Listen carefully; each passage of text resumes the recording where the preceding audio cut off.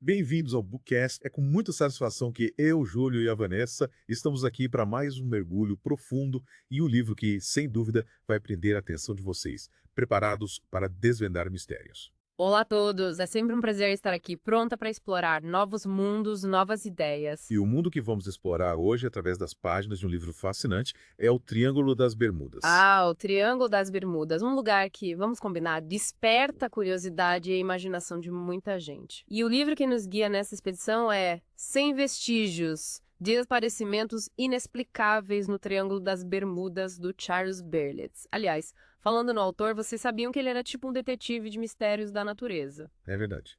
O Charles Berlitz não era um autor qualquer, né? Ele já era conhecido por investigar mistérios do mundo natural, com livros como Mistérios de Mundos Esquecidos e, claro, O Mistério de Atlântida. E não é só isso. O cara falava mais de 30 línguas. Imagina a quantidade de documentos e relatos que ele conseguia consultar em primeira mão. Sem falar que ele também era mergulhador, que com certeza ajudou muito na pesquisa sobre os desaparecimentos no Triângulo. E Sem Vestígios foi publicado lá em 1977, na Inglaterra, pela Granada Publishing. Quem quiser procurar, o ISBN 056045553. Mas vamos direto ao ponto. O que faz esse triângulo ser tão misterioso? Bom, o livro já começa com os casos de arrepiar. Tem história de um barco de recreio, aqueles que fazem passeios turísticos, sabe? Pois é, esse barco sumiu em plena luz do dia. Sem deixar rastro, nada de destroços, nenhum sinal dos passageiros. É como se tivesse evaporado no ar. É de gelar o sangue, né? Um barco que todo mundo conhecia, fazia um passeio normal e de repente desapareceu. E tem outro caso que o Berlitz menciona que aconteceu com o Queen Elizabeth II, aquele transatlântico gigante. Indo desse caso, um dos tripulantes viu um avião voando em direção ao navio e, do nada, o avião simplesmente sumiu. A uns 100 metros de distância. O avião desaparecendo no ar, pertinho de um navio enorme como o Queen Elizabeth II. É algo que desafia qualquer lógica. E o Berlitz usa esses casos, que eram recentes na época do livro, para ilustrar a variedade de coisas estranhas que acontecem no Triângulo.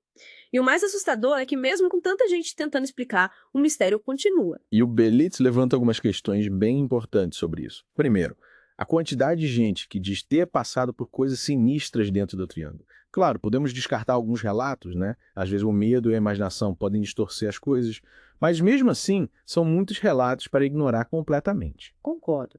É como se fosse um quebra-cabeça gigante, com várias peças que não se encaixam. E mesmo que a gente aceite que possa ter alguma anomalia magnética na região, será que se explicaria o sumiço completo de navios e aviões? É uma força muito poderosa para ser só magnetismo, né? É, realmente. E tem uma coisa que ele fala no livro que é bem óbvia, mas que faz a gente pensar. Qualquer naufrágio ou desaparecimento sem explicação vira um mistério até que a gente descubra o que aconteceu. O problema é que, no Triângulo das Bermudas, muitas dessas causas nunca foram encontradas.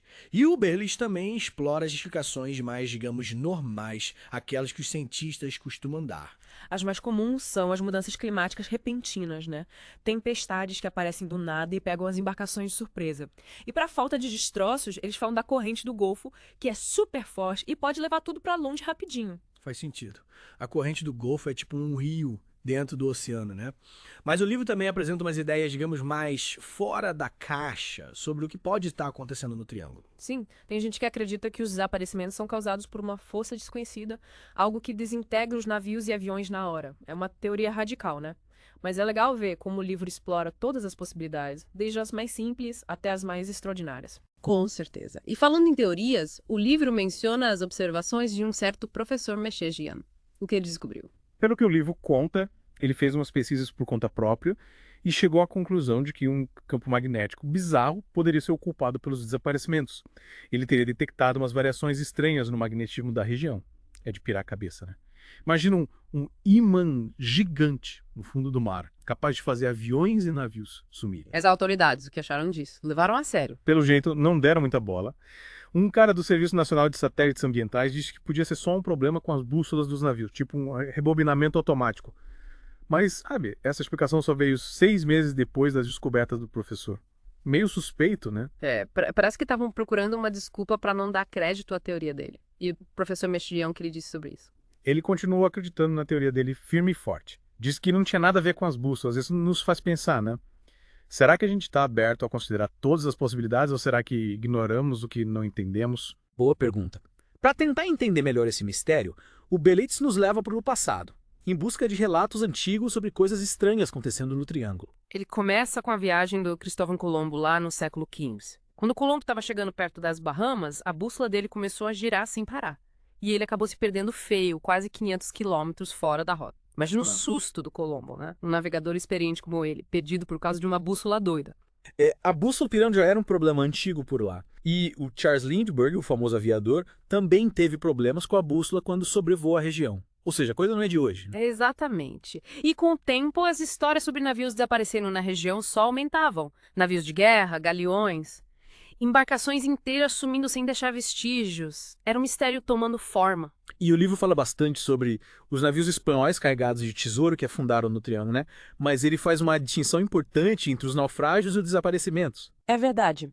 Muitos desses navios afundaram por causa de tempestades ou ataques de piratas. Nesses casos, sempre encontravam destroços. Mas tem uns casos que são diferentes. Os navios simplesmente sumiam sem deixar nenhum vestígio. E o mais bizarro é que alguns desses navios eram vistos à deriva no Mar dos Sargassos, como se a tripulação tivesse abandonado o barco às pressas. O Mar dos Sargassos já é um lugar estranho por si só, né? Um mar calmo, cheio de algas, que parece ter engolido vários navios ao longo da história. E o livro destaca que a fama de assombrado do Triângulo das Bermudas é bem antiga. Sim, muito antes do termo Triângulo das Bermudas se popularizar, a região já era vista como um lugar perigoso, amaldiçoado. Nos relatos da época dos navios à vela, as Bermudas eram temidas pelos marinheiros. É como se a área tivesse uma história sombria que a gente ainda não conhece completamente. E o Belitz levantou uma questão importante. Quantos navios e aviões podem ter desaparecido sem que ninguém ficasse sabendo? Na época em que não existia rádio nem comunicação moderna, era fácil um barco sumir no mar e ninguém ficasse sabendo. É verdade. E ele cita o caso do Mel Fisher, um cara que caçava tesouros no mar da Flórida. Ele encontrou vários aviões no fundo do oceano, alguns com os pilotos ainda dentro, acidentes que ninguém reportou, que aconteceram em silêncio. Cada descoberta dessas é um lembrete de que o número de desaparecimentos pode ser muito maior do que a gente imagina. E o Berlitz dá bastante ênfase ao silêncio de rádio e ao mau funcionamento de instrumentos como peças importantes desse quebra-cabeça. Rádios que param de funcionar do nada, bússolas girando sem parar, instrumentos que simplesmente apagam. É como se alguma força estivesse interferindo nos equipamentos, né? Se esses problemas acontecessem só em um ponto específico do triângulo, poderíamos pensar que tem algo no fundo do mar causando isso, tipo um campo magnético super forte. Mas o problema é que esses problemas acontecem em vários pontos do triângulo, em uma área muito grande. Isso torna a explicação de uma única fonte localizada menos provável. Talvez seja algo mais complexo, que afeta uma área maior. E o que você acha das últimas mensagens enviadas pelos navios e aviões antes de sumirem? O que será que elas revelam? Muitas vezes, as mensagens são super normais, como se nada tivesse acontecendo. Aí, de repente, o contato é cortado e a embarcação some. É de arrepiar, né? O Belitz cita o caso de um avião DC-3 que estava chegando em Miami. O piloto avisou que já estava vendo as luzes da cidade, pronto para pousar, e puf, desapareceu. Nossa, que sinistro. E o caso do Star Tiger também é cheio de mistério. O avião já devia ter caído por falta de combustível, mas continuavam recebendo mensagens de rádio dele. Sim, mensagens estranhas em código Morse, soletrando tigre e uma voz repetindo as letras de chamada do avião já indo em pé. E as mensagens eram fracas, como se estivessem vindo de muito longe. É de arrepiar. E tem aquela mensagem apavorante. Perigo como uma adaga agora. Venha rápido, não podemos escapar. Que desespero. Quem mandou essa mensagem devia estar em pânico total. E o que você me diz da mensagem do Voo 19? Não venha atrás de mim, é de dar calafrios, né? É uma mensagem que só aumenta o mistério. E o livro traz uma informação sobre o voo dos 9 que eu achei incrível. Um dos aviões que desapareceram foi encontrado, mas em um lugar totalmente diferente de onde deveria estar. Sério, onde acharam? Um navio da Marinha Americana encontrou o avião a mais de 600 quilômetros de distância do local do desaparecimento, perto dos Açores. É muito longe. Como o avião foi para lá? É mais uma peça que não se encaixa no quebra-cabeça. E o livro explica direitinho o que aconteceu com o voo 19. Um grupo de 5 aviões da Marinha em voo de treinamento, que se perderam e desapareceram. Os pilotos relataram problemas com a bússola como se estivessem desorientados. A bússola pirando no Triângulo das Bermudas já era um problema conhecido, né? O Colombo já tinha reclamado disso lá no século XV e o Lindbergh também. O livro menciona até um caso parecido com o B-24 2 anos antes do voo 19. O piloto ficou totalmente desorientado, sem saber para onde ir. Parece que a região tem um efeito estranho sobre os instrumentos de navegação. E a última mensagem do líder do voo 19 é bem bizarra. Parece que estamos entrando em águas brancas. O que será que ele quis dizer com isso? Águas brancas é um termo que se usa para corredeiras ou ondas fortes e não faz sentido nenhum no contexto de um voo. Águas brancas no céu. Que coisa mais doida.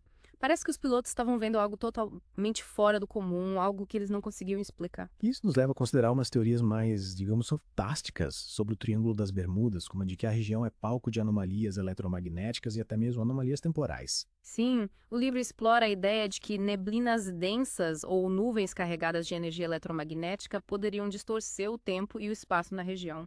O Berlitz cita o caso do Bruce Jernon Jr., um piloto que, durante um voo pelo Triângulo, ganhou tempo.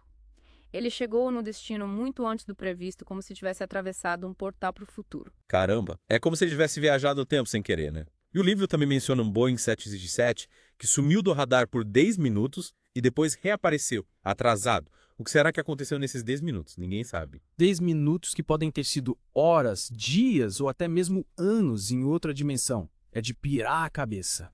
E tem vários outros casos de aviões passando por coisas estranhas no Triângulo, que sugerem que algo está mexendo com o tempo e o espaço por lá. E tem o caso famoso do USS Cyclops, aquele navio que sumiu durante a Primeira Guerra Mundial. Até hoje ninguém sabe o que aconteceu com ele. O Berlitz explora várias teorias, né? Sim, desde sabotagem por simpatizantes da Alemanha até falhas estruturais, passando por motim, fuga de prisioneiros e até ataque de monstros marinhos. Mas nenhuma dessas teorias explica tudo. O mistério continua.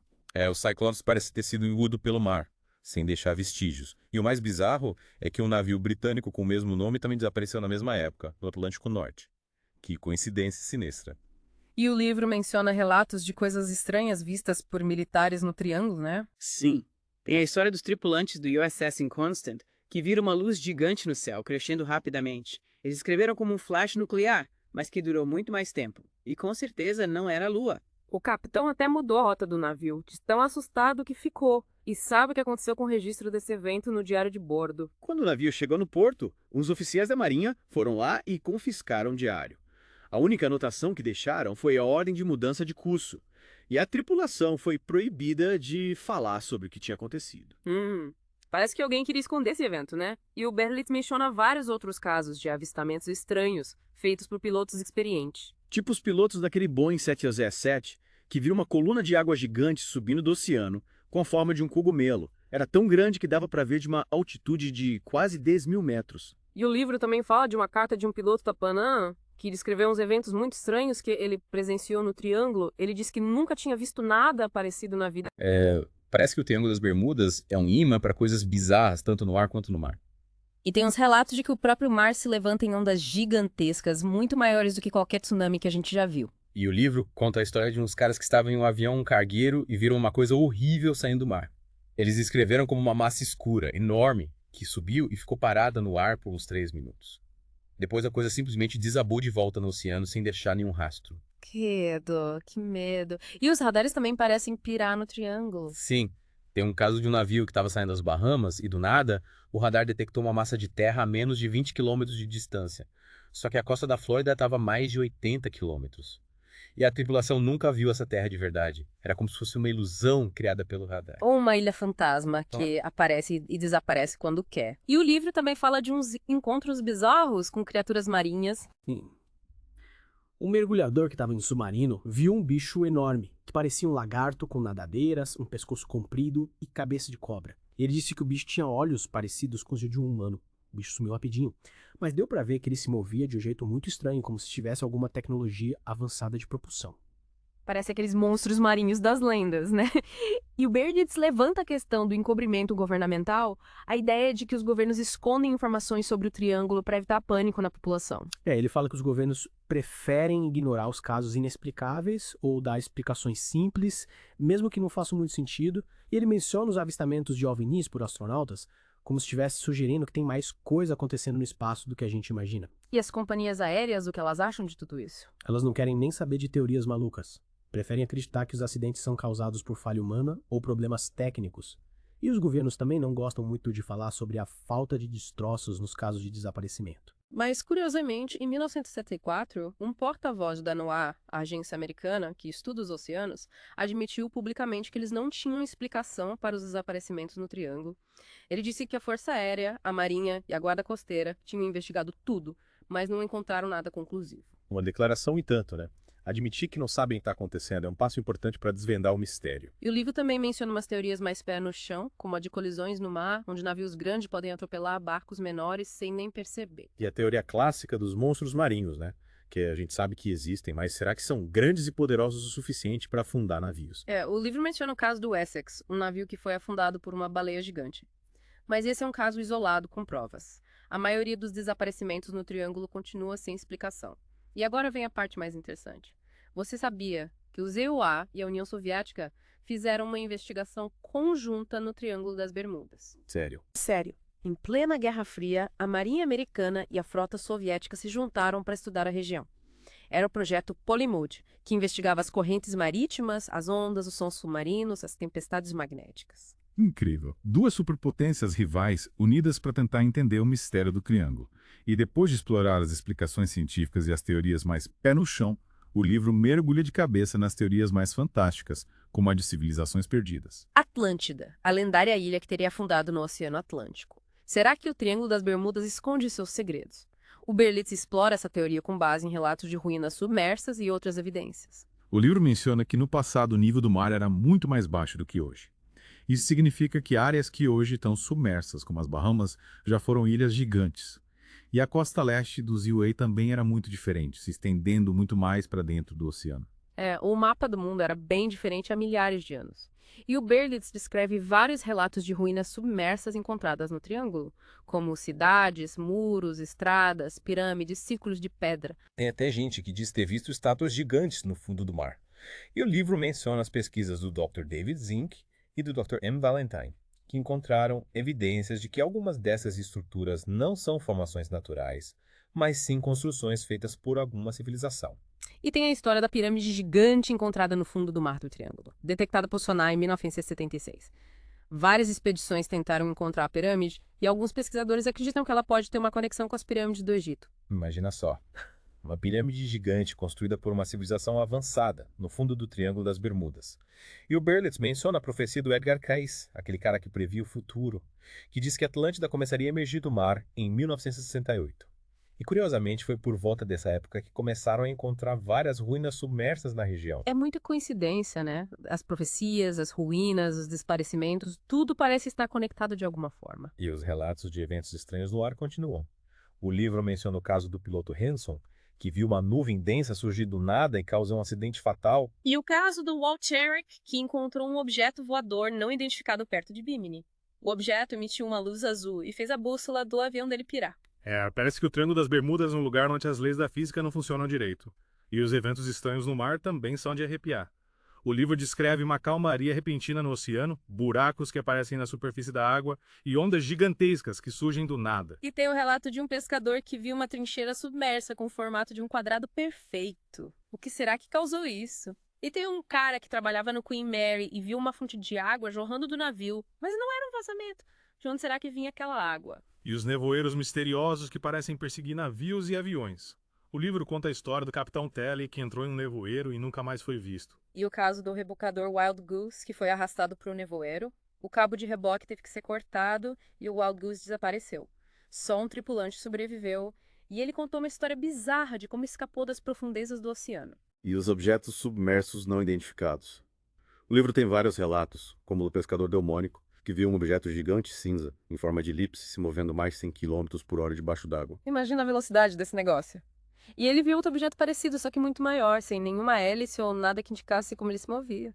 Parece que tem uns submarinos super avançados operando no Triângulo, e a gente nem sabe de quem são. Que o livro menciona os avistamentos do Robert Cooney, que viu umas massas submersas estranhas que não apareciam no sonar. E as linhas retas no fundo do mar, perto de Chub Cay, que terminam em uns buracos enormes. O Dr. Valentine estava planejando explorar esses buracos com mergulhadores, mas nunca mais se ouviu falar disso.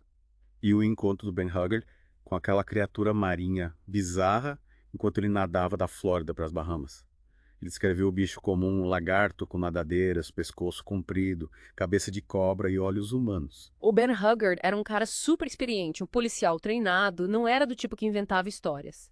E ele disse que sentiu uma presença maligna na água, como se alguma força estivesse tentando impedi-lo de completar a travessia. E a porta da gaiola dele abria sozinha, mesmo estando trancada, e ele sentiu uma vontade enorme de sair da gaiola, mesmo sabendo que tinha tubarões na área. Que Loucura. E ele também enfrentou umas tempestades horríveis, mesmo com a previsão do tempo dizendo que o mar estaria calmo. E os casos de aviões que, do nada, aceleram ou mudem de altitude sem explicação. O meu menciona um piloto que pediu socorro, achando que ia cair, mas minutos depois pousou são salvo. Aí pediram para ele ajudar na busca pelo avião em perigo, que era o dele mesmo. É como se ele tivesse saído do nosso mundo por alguns minutos e voltado sem entender o que tinha acontecido. E os whiteouts também podem ser perigosos, né? Os pilotos perdem a noção de espaço, não sabem mais onde é o céu e onde é o mar. E os navios fantasmas que aparecem e somem no triângulo. O livro menciona uns casos bem documentados, como o do HMS Inconstant, que avistou um navio fantasma, e o do W.H. Pat Prosser, que encontrou um navio à deriva sem ninguém a bordo. É de arrepiar. E o livro fala das lendas sobre o almirante Byrd, que teria encontrado entradas para o interior da Terra nos polos. Sim. Lendas de que a Terra é oca e que existem civilizações vivendo lá dentro. E os relatos de viagens no tempo, no Triângulo das Bermudas. Sim, pessoas que dizem ter visto eventos do passado como se estivessem assistindo a um filme. E tem a história da Carolyn Cocho, que desapareceu com seu avião e depois foi vista em uma ilha, mas como se estivesse presa em um momento do passado. E a teoria de que o Triângulo das Bermudas é uma área de intensa atividade extraterrestre. O livro explora essa possibilidade com base em relatos de OVNIs, luzes estranhas no céu e até mesmo histórias de abduções. Os OVNIs são um mistério à parte, né? Ninguém sabe ao certo o que são, de onde vêm, o que querem.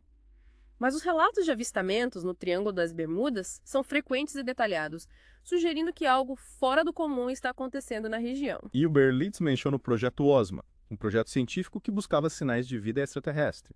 Em 1961, eles captaram um sinal que parecia ser uma mensagem inteligente, mas depois disseram que era só interferência. Será? Ou será que eles descobriram algo que não queriam revelar? E tem as teorias sobre a origem dos OVNIs. Uns dizem que são naves extraterrestres, outros que são seres interdimensionais, e tem gente que acredita que são experimentos militares secretos. E o mais importante, se os OVNIs são reais, o que eles querem? Por que estão aqui? O Berlitz explora essa questão, mas não chega a nenhuma conclusão definitiva. É um mistério dentro de outro mistério, né? E o livro menciona que a presença de OVNIs costuma causar interferência em equipamentos eletrônicos. Sim, e tem vários relatos de OVNIs sendo vistos perto do mesmo lugar, como se estivesse monitorando alguma coisa. E tem a história de uns caras que viram seres parecidos com astronautas coletando amostras de solo perto de um OVNI. Que medo. Será que eles estão estudando a gente? E o livro também fala de outras criaturas estranhas, como animais marinhos pré-históricos, espécies desconhecidas de arraias e até mesmo criaturas parecidas com pé grande. E o que a ciência tem a dizer sobre tudo isso? A ciência tem feito grandes avanços no estudo do espaço e do tempo, né? As teorias sobre buracos negros, a curvatura do espaço-tempo, a expansão do universo, tudo isso mostra que a gente ainda tem muito a aprender sobre o cosmos. E a possibilidade de vida extraterrestre é cada vez mais aceita pela comunidade científica. A busca por vida fora da Terra é uma das grandes aventuras da humanidade. E falando em aventuras, você conhece a história do experimento Filadélfia? Ah, sim. Aquele experimento secreto da Marinha Americana que teria tornado um navio invisível. É essa mesma.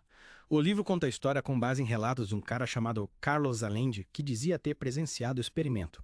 Segundo ele, o USS Eldridge, um navio da Marinha, ficou invisível por alguns instantes no porto da Filadélfia, em 1943. E o mais bizarro é que a tripulação do navio teria sofrido efeitos colaterais horríveis, como ficar presa no tempo, desaparecer e reaparecer, e até mesmo se fundir com a estrutura do navio. É uma história de terror. E o Allende disse que, para reverter os efeitos do experimento, era preciso tocar nos tripulantes, como se fosse para descongelá-los. Que loucura! E a Marinha Americana nunca confirmou nem negou essa história, né? O mistério continua. E o livro menciona o Dr. Jessup, um astrônomo que se interessou pela história do experimento Filadélfia.